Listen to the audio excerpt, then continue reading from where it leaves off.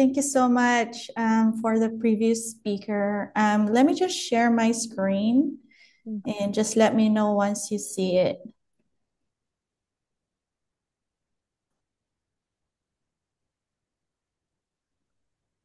Yeah. Do you guys see it? Yeah, it's ready. Awesome. Okay, so thank you very much and good evening to everyone. Pleased to meet you online.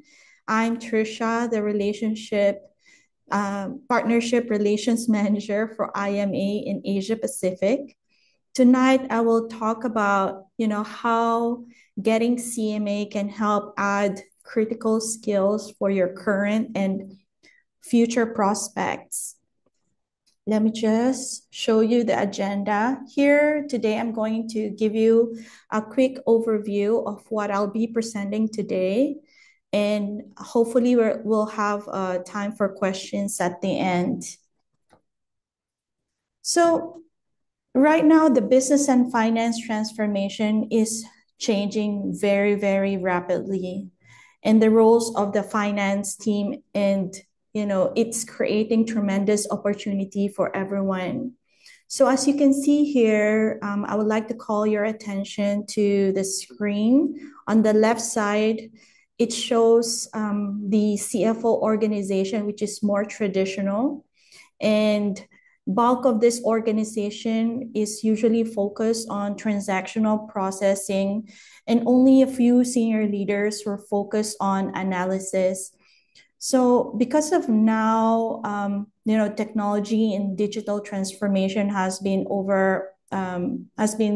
adopted by current companies. On the right side is usually where the direction of the companies go to, which is more focused on being responsive, insightful, and efficient, with much of the transaction processing are all automated.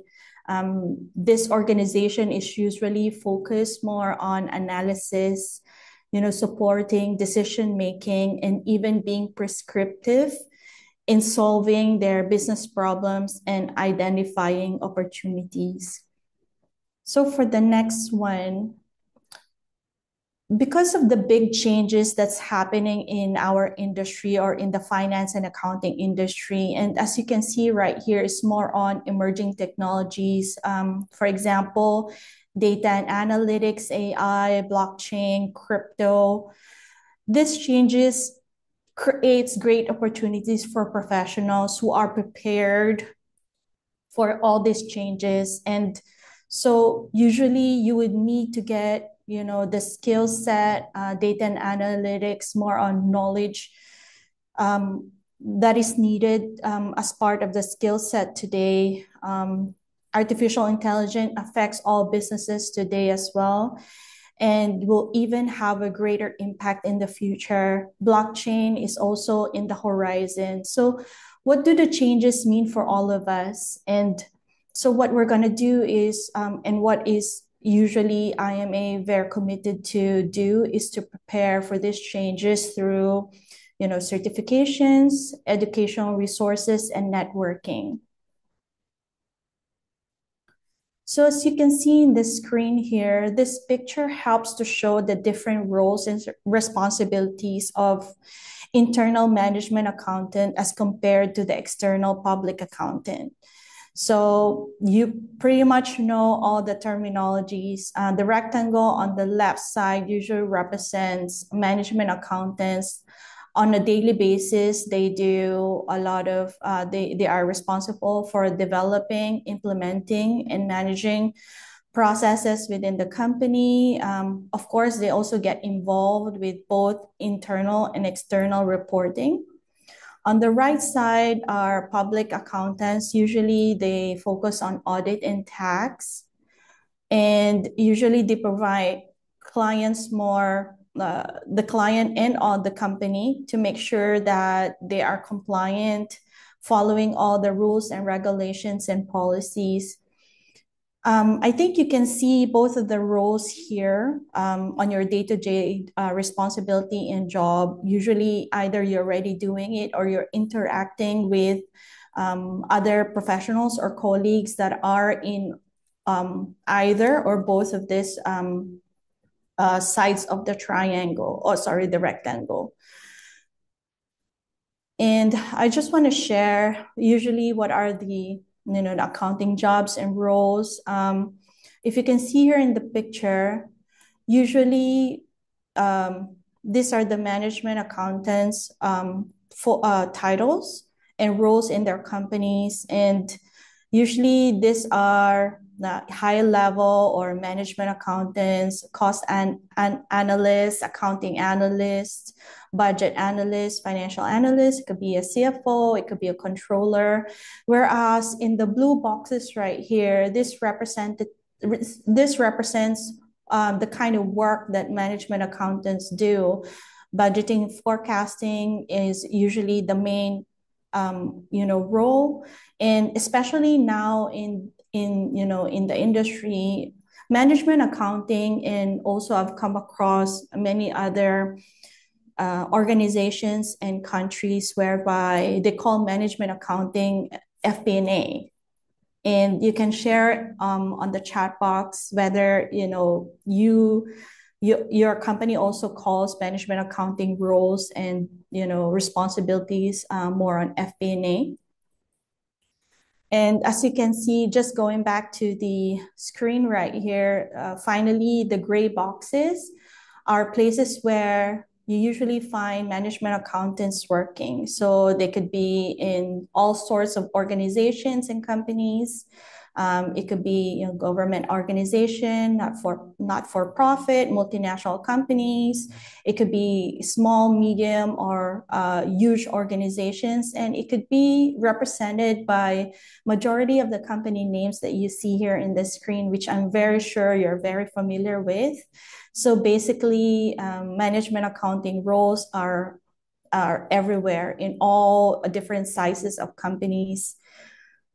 And usually, how do you gain an edge with CMA? So we have interviewed a lot, and I have, engaged with a lot of professionals in the role of management accounting, FP&A.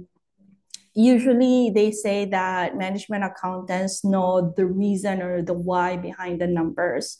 So CMAs are usually trained to be strategic thinkers. They are interpreting the financial information and provide relevant and on-time guidance to senior management to support the company's strategy, support their decision-making. Usually, CMAs are interpreters of the financial data to business leaders. So not a lot of business leaders usually have a business acumen or financial acumen, and CMAs usually are the interpreters and has a key role to make sure that the information that they provide to the leaders are accurate and strategic, and they provide all this relevant information. So CMA are regarded as a global passport. So aside from CMA being a global certification, it's really globally recognized. So usually this license that is granted by the US is you will all take the same exams as somebody sitting in other countries as well. So it's relevant, it's recognized worldwide. And having the CMA usually confirms that an individual has a mastery of the critical skills and the knowledge in planning, analysis, control, and decision support. So I know, the previous speaker have probably touched on some of the next couple of slides that I'm going to share. I'm just going to touch on some of them, but CMA is focusing on these 6 critical areas, which is the strategy, planning, and performance, usually the competencies required to envision the future, and then lead the strategic planning process, help guide the management with relevant decision, manage the risk, and also monitor performance. It also includes competence with reporting and control, which requires to measure and report an organization's performance in compliance with relevant standards and regulations. Another one is about business acumen and operations. So this competency is required to contribute as a cross-functional business partner. So recently, or maybe the last 5 years, I would say, you've been hearing, the terminology finance business partner or HR business partner. So what it really means is that our roles right now doesn't really just focus on fulfilling our duties of making sure that the numbers are correct and all of this. It's more of like partnering with the business to make sure that we're going to the right direction. We're helping them, guide them with relevant information, accurate information to make sure that the strategies are correct. Another one is about technology and analytics. So this competency is required for managing technology and analyzing the data, especially now that we're all, or majority of the companies usually have data analytics tools. So usually you will get all this information, but how do you make sense of that information? And that is why a management accountant or FP&A professional is really needed by the companies, especially, the fast-paced moving industry as well. In the last couple of years, the downturn, how fast are you going to help support your company with decisions and such. And lastly, about leadership as well, how do you collaborate and inspire the teams to achieve, the organizational goals? And of course, strategy, planning, and performance. How do you envision the future? Strategic planning process, guiding decisions, managing risk, which I think I've already mentioned earlier. Another good point is that IMA has a research and technology department whereby on a yearly basis we conduct this survey. And the finding is that majority of those that has a CMA certification usually have a higher salary range. It says that they have, across the survey respondents, they had about 20% increase on their salary as soon as they got the CMA certification. So this is happening year on year or year after year that we're coming out with salary surveys.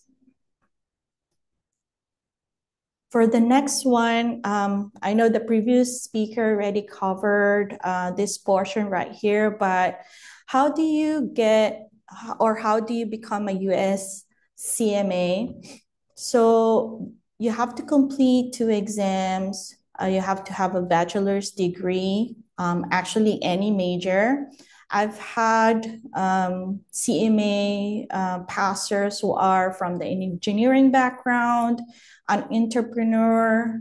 They could be, any other major, and they wanted to focus on having this finance acumen, and they wanted to make sure that they have the strategic thinking and all the critical skills required in their current roles or the course or the role that they're aspiring to get.